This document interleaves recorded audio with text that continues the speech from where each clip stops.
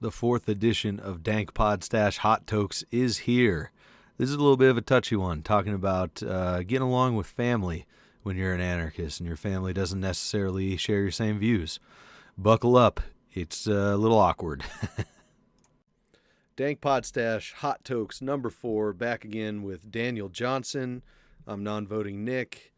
And today we're going to talk about working with family, actually communicating with family, and how being an anarchist goes over with family, just generally navigating that sticky wicket, if you will. Right. Yeah. For maybe the ones that are like not on board and stuff. Yes, because those do exist, as many of you know who are listening. It's not always easy to talk about your views with family. I mean, we just got done with Thanksgiving, and if you look at all the memes that came out about ruining Thanksgiving with with political talk and stuff like that. Although the best one was this year I'm going to glaze the turkey with LSD, and we'll see who has their shit together. That would have been a hell of a Thanksgiving. See, I was arguing, Marvel and Star Wars with family, so Yep. Well, that's what I'm saying is you yeah. get down to those kind of topics versus saying you all sit down for turkey and the state's controlled by pedophile elites who are keeping us as tax cattle, right? Like that's Marvel and DC are a little easier to talk Right. about. You could relate them though. Right. Um yeah, it's talking about it with family. I mean, we it's one thing to argue and bring up political stuff with um in the level of anonymity online and stuff. And it's as you gain friends online, it can be a little more difficult, but we it's family. We care about what our family thinks. um we You have to see them. we keep our mouths shut a lot of times. Right. Yeah. And I think most people are not confrontational Mm-hmm. in person. um I would say that I think that I have um become more confrontational in person. um I'm totally not confrontational online at all, ever. I don't antagonize All anyone. right, Daniel, the antagonist. Yeah, you beat me to that word. You knew what was coming. Me running around antagonizing people. Remember that meme? Excuse me. Yeah, I tried to mute the mic before that cough. I got a tickle in my throat. Yeah, you're Uh-oh. Naruto running around the interwebs antagonizing people, and I'm just trying to report on the situation. Right. And I'm out there, um, calling everyone a statist. A statist or a But flat earth tard. exactly. No, it's hard. It's hard with family. Again, we care about what they think. We have to see them. Um, how we, I guess, how we approach the situation. It can be easy to fly off the handle with family, um, and get into these shouting matches, which doesn't change anyone's mind. But I think if you can like tactically um, and more tactically and persuasively approach the situation, And um, kindly. not being right. Um, you know, speaking from experience, I have family that are law enforcement. I have um, and former military. It's a hard situation. It's hard when you know and I'm also LDS. I'm a Mormon, and so um, we sit around and we pray to Heavenly Father, for and thank if it's, Thanksgiving, we thank Heavenly Father for the food, and, for, the sacrifice of Jesus Christ. And then, what does Jesus Christ stand for? He stands for peace and everything. And then, and then 5 minutes later, I'm arguing with these people about, how they, why they support war and Sure. police and killing people. And I'm like, it's hard. How do we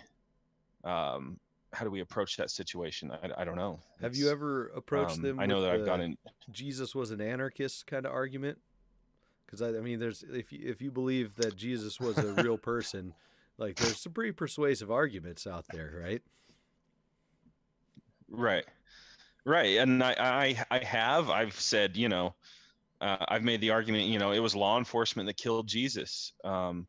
Jesus, he and then they hit me with, you're just a liberal, and I'm like, oh, here we go, So it's like, you make the logical arguments, and then they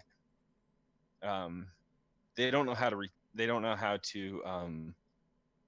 retaliate, or I should say, they don't have any retort. Right. They just come back with illogical things, and they can't argue. And then it hasn't it hasn't yet come to, throwing your food across the table, but maybe a little bit of shouting and everything. Yeah. But it's hard. Like, it's hard for me. It's hard for me living in Utah, where you're surrounded by fellow Mormons who support war and police, and it's like, hey, we're Mormons, we believe we're all God's children. Why are so many of you guys racist? It's hard. It's a difficult situation. Right. Well, we've talked privately about the misteachings about Mormonism that I was given when I was younger and still involved with Christianity. So I obviously know why some Mormons are racist, Daniel. It's because I'm not even going to bring up all that bullshit. It's hilarious, but you get what I'm saying. But I don't know. Yeah, it's tough. Usually my dad, when I see him, well, I've worn my immediate family down quite well. They're pretty open to the idea now, whether or not they're living that way. And it's usually just kind of the conversation ends up being about feasibility and how things would work without government. And so it goes pretty well. It can get a little heated sometimes because there's some points where you just don't agree with each other. But outside of that, like grandparents, I got cousins in the military and stuff like that. I don't think I have any law enforcement in my family that I'm aware of, but I've lost friends that are in the military with this stuff. But whenever we see each other, it's been pretty good. And this is on my side of the family. I'm pretty sure my wife's side of the family is not a fan of this kind of stuff. And, we've had our clashes where it was at least partially involved. So I know where you're at with that. And that's just kind of how it is. There's I can't remember what the saying was, but something about if your woman is not a anarchist, or if it doesn't believe in freedom or something, then she'll make you a slave, something like that. So in a relationship with family, you got to kind of have a united front too. That's what I take, gather from that. So, but it can be rough. And I think the thing to remember when talking to family is to come at it with kindness, no matter what they throw at you, because it is family and you have to see each other. Although one of my favorite sayings, the whole blood is thicker than water, the actual saying is the blood of the womb, what is it? The blood of the womb is thicker, or the blood of the covenant is thicker than the water of the womb. So when it really comes down to it, your family is who you choose for your family to be, whether that's friends or not. Right. You don't have to have toxic, shitty family around you if you can avoid having that. And I think the other thing you got to look out for too, both our situations, anyone's situation who has family either in law enforcement or military, or even just hardcore frothing of the mouth statist family. Like maybe it's just good to avoid that with them completely, because you never know if they're willing to use the state to enact harm upon you because of what you're saying. That's a real possibility. It's stuff I've been afraid of before with people I've interacted with. So yeah, it always gets the Thanksgiving dinner off well when you start it with some NWA, F the police. So that's right. that's the censored when you version at got Mormon like your Walmart. law, when you got F the police. F the police. F the police. I can't say it right now because the kids are around, and I don't want them repeating what I'm saying. But it's hard. My situation is just growing up as a Mormon and seeing a lot of people believe conflicting things that go against their own Mormon beliefs, like whether you believe in Christianity or not, like we the majority of Christians believe that Christ was a good man and a peacemaker and everything, and it's in my situation it's been people supporting things that are very violent and very intolerant. Mm-hmm. And so that's just been my situation. And things that any good person shouldn't believe at all. Sure. Like if we're all going to take this moral high ground, you can't be then saying that we need to turn the Middle East into a piece of glass because you just don't like brown people. That's and then and then I get to the point where it's like as soon as they start saying that, then I'm like, okay, you're done. I'm just gonna let you have it with my logical arguments, and then I'm gonna make a meme out of you mocking you. So yeah, I think what it comes down to for me is it really doesn't matter who it is, whether it's family or not. If they're not coming at you with love, like if this is a person that you love or that you have either a friendship or a family relationship with in any way, or anyone in general, if people aren't coming at you kindly, you don't have to accept that from them. You don't have to have them in your life. And we know there are strings attached with other people that you have relationships if you're married, or if it's like your friend's brother or something, who knows, friend of a friend. But I'm not accepting a shitty attitude towards me from anybody or shitty actions. I'm not interested in having that in my life because there's too many good people to fill it up with. Right. It's no different than, people mock me for blocking people on Facebook, but it's no different. I'm going to associate with those that I want to associate with. And, some would argue, well, you're just creating an echo chamber. And it's like, well, maybe I'm just removing the negativity, because I have gotten to this point where I argue a lot, and maybe I just want to be better for myself, so I don't argue as much. Right. And removing that negativity will reduce that. So yes, it sucks when it's family, but think of it like that. It's if they want to come back and make things right later, I think we should all be willing to forgive and accept that. But and if there is anything that we need to do to make things right too, because we're not perfect. We have to look at it, look at the situation like, hey, maybe, yes, I do believe that we grasp these notions differently than they do, and we grasp it better than they do, but we have to look at their situation, because maybe a lot of us were where they are now. Absolutely. maybe they'll never get out of it, but we have to be understanding and say, it's hard for me to say that because I'm prideful, but yeah, we do. I have to be understanding and say, okay, maybe this person doesn't fully grasp what I'm talking about, and that's why I, sound like Alex Jones when I talk to him. Well, there's a difference So, between not grasping and just not accepting in any way, not even entertaining the right, idea too. And it's funny you mentioned the echo chamber thing, because thinking about that, it's like, who the fuck cares? Like, the only reason you wouldn't want an echo chamber is if you want to learn something from those people, from their perspective. So, right, blocking people and creating an echo chamber, blocking shitty people, you're not going to learn anything from them anyways.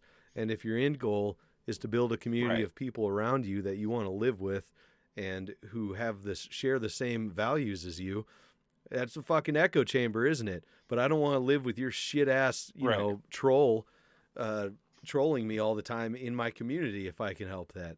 So what? There's no difference. right. Can you imagine you And that's start why I block. your perfect Right. community and there's somebody that's like, you have an echo chamber, let me in, who just wants to talk shit all the time? The correct answer to that is get fucked. Yeah, exactly. It's like, that's why I block every single flat earther I see. Yes. It's like, I don't want to be around you. Like, you are terrible people. I think it all pretty much just comes down to be kind and do no harm but take no shit. I think that's the simplest way of putting it, Right. as far as interacting with people, whether they're family or friends or what. Right. It can, and yeah, just um like, hope for your patience, and hope for courage to um possibly put up walls and say, and boundaries, and say, look, like, we're going to, until things are made right. It's not necessarily our disagreements on politics, because I can have a disagreement with um, somebody who is a total statist, but if they're kind and respectful, I'm going to still probably want to be around that person. Sure.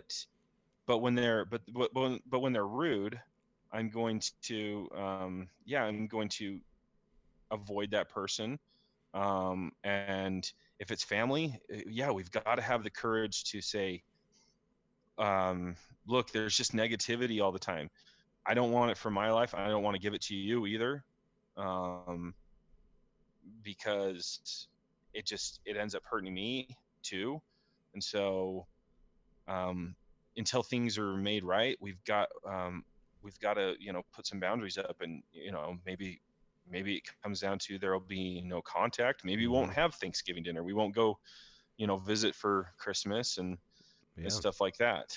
But yeah, that's where I stand. It's interesting with family too, because I lost my train of thought, but it is interesting with family too, because I don't know. Right. I was thinking of a kind of a Good breakdown point. a breakdown of the whole turn the other cheek parable or whatever from the Bible that I'd heard from someone who wasn't necessarily even a Christian, and it's kind of relating it to bring an idea or kindness to somebody and them throwing it away, and you keep picking it up and bringing it back until they accept it. They don't necessarily have to accept it. And that's what I was thinking about with family, is you're not hurting them, you're not being mean to them by being an anarchist or having these views, because that's exactly the opposite of what an anarchist would want.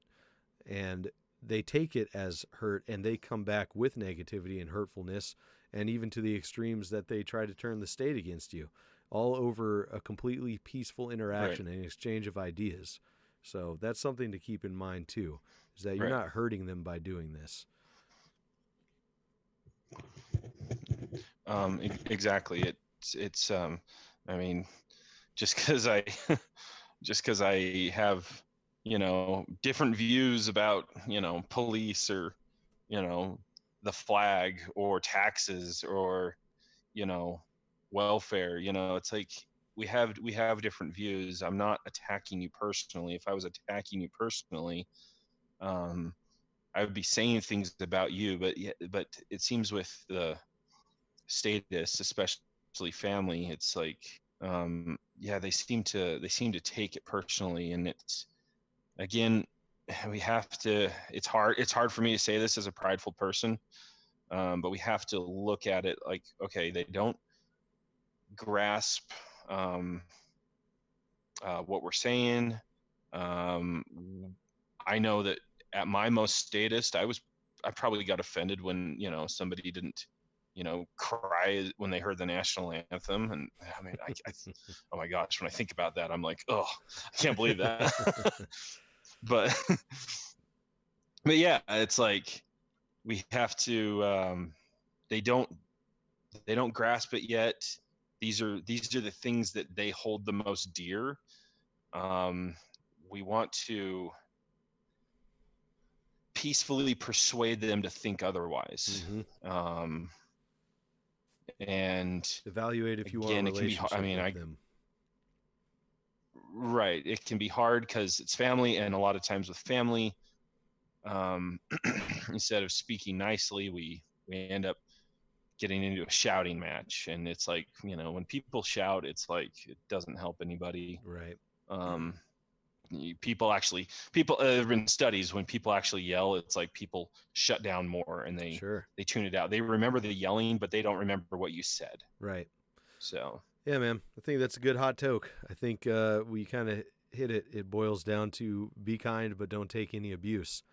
And I think that stands for everybody, including family, because people who love you won't abuse you. They won't be giving you shit in that way. So there it is. Hot Tokes number 4. Thanks, man. We'll be back next week with another one. Yeah, man. Sick. Sounds good.